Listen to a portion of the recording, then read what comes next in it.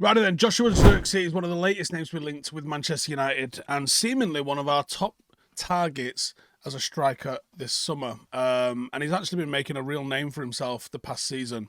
Now, his name has been circulating across Europe as an option to bring in. And over the last few days, that interest from Milan seems to have cooled, and the interest and possibilities of him signing for United seem to be gaining a little bit of traction.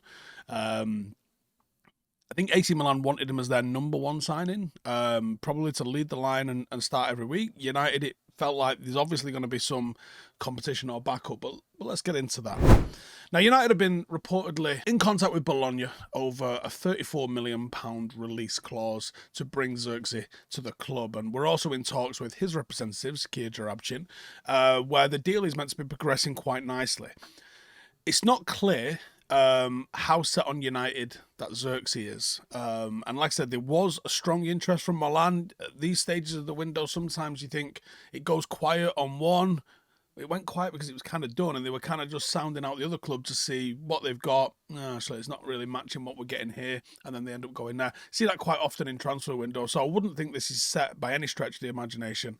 But there's obviously multiple clubs that play in this, and it's not a straightforward go pick him up, offer him the right money, and then bring him back to Old Trafford. I think there's a lot of things to think about with him. And that being said, I think it is a good time for us to start looking at what he brings and how he fits into the club. Now, United internally, supposedly, according to someone, have made United. United have made him one of our top targets for the summer, and the striker role, even if it's a backup striker role, is a crucial one because as it stands, we have only Rasmus Højlund, and there were various times last season where he looked tired, he looked leggy, he was out of form. So I think without allowing him to get complacent, bringing somebody in keeps him on his toes. But also, if he does hit one of those rough patches where it ain't going in the back of the net for him, well, guess what? You've got someone who can maybe take 10 starts on the bounce and go and find the net. And I think Zirkzee's got the capabilities of being able to go and score goals for Manchester United as well. I don't think he's likely to be coming in with the intention that he starts ahead of Højlund every single game. But I reckon his objective would be coming in and competing for that place within the starting 11. And there are similar traits between both Rasmus and Zirkzee, but they are very different players. Now, there's an opportunity for another video on the differences between the two, and maybe we'll go downstairs at the studio and we'll get some clips of them on camera and we'll go through that. But in short, Zirkzee's positional tendencies are the opposite of what Højlund prefers to do.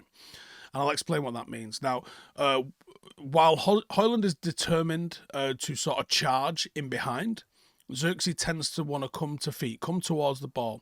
His position inside the box is different. He often drops to the edge of the box.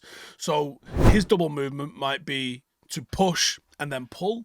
Whereas with Rasmus, what you'll often see is he will step and then go to the opposite side or something along those lines. And he creates different goal scoring opportunities to him. And that's why if you've got to like kind of throw the kitchen sink at something, having them both on the pitch wouldn't necessarily be a bad thing. He creates different goal scoring opportunities, and it has worked for him. And the point I think is, even if he comes as a backup, there will be times in games that both of them two are on the pitch at the same time, and I think it'll be often. I don't think it'll be every single game, but I think it'll be enough where you go, oh yeah, I remember Steve saying that we'd probably see this. And I think his qualities would make him a real viable option compared to Højlund, especially if he does pick up a knock or he does need a rest. Now, when I think about Anthony Martial's best games against like City, I think that's the sort of game where the likes of Zirkzee would shine. The games where you might want to bring Bruno Fernandes more into the game, where he would probably be involved primarily as a link-up. Zirkzee is obviously going to want to come short for that. He creates space and he causes disruption in the opposition backline because he's not going to stand on the last man, stand on the last shoulder, look for those balls in behind. He's not going to like pin and spin. He's going to try and operate in the half space a little bit, and it would be an interesting, not to the extent of Kane, different if you're thinking, okay, no, how's that going to work? No, not quite that much. But I think he's going to operate in those little bits of space where United don't really have anyone kind of operating. Like I said, his movement as the ball is in the final third, it's different to anybody that we've got in the team at the moment. And it is that sort of difference that I think makes this one make sense. You're not buying a clone of Højlund. You're not buying something that we've got in the squad already. Now, I think if you was to make the case of, like, you wanted to bring in like a Heskey or something like that, someone that's going to like score you 3 goals if he plays in 38, but he's going to link the play real well and he's going to win every header and he's going to be a completely different option. I still think there's a requirement for that kind of forward, in all honesty. But with the fluid, movement-heavy sort of style of play that I think Erik ten Hag wants to bring, I reckon having someone like a Joshua Zirkzee that's going to score goals, and they're going to be different sorts of goals. That, for example, you've seen the England team when you've got Foden, Bellingham, Kane, all in the same bleeding position on the pitch. Well, Zirkzee doesn't, like, people go, well, Bruno likes to kind of play high and get involved in that. Wouldn't be in the same place. I can't explain to you why he's not in the same place, but he's not in the same place. It's different. It's like the way Cantona and Scholes could play together, where you go, they're both kind of number 10s, but they're not.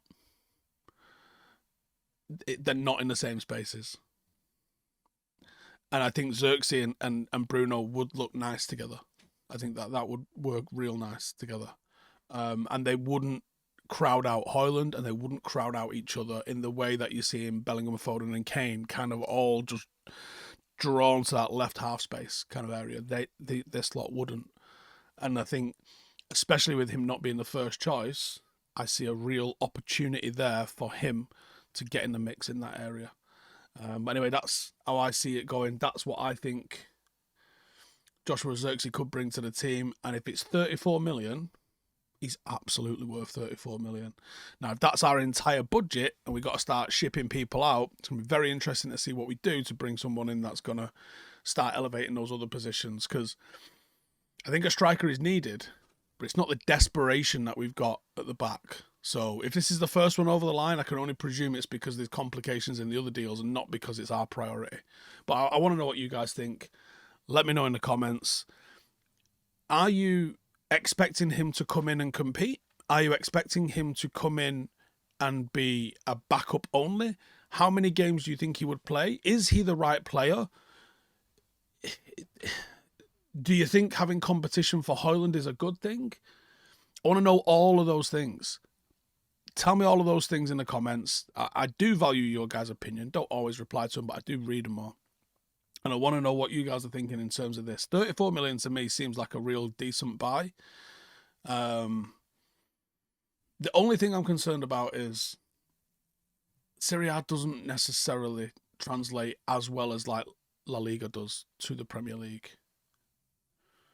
It's not the strong defensive league it once was. That's my only concern. Anyway, you guys let me know in the comments. I'll see you in the next one. Laters. Hey, thank you for watching the video. If you are new around these parts, then don't forget to subscribe. My channel is proudly supported by my community on Patreon.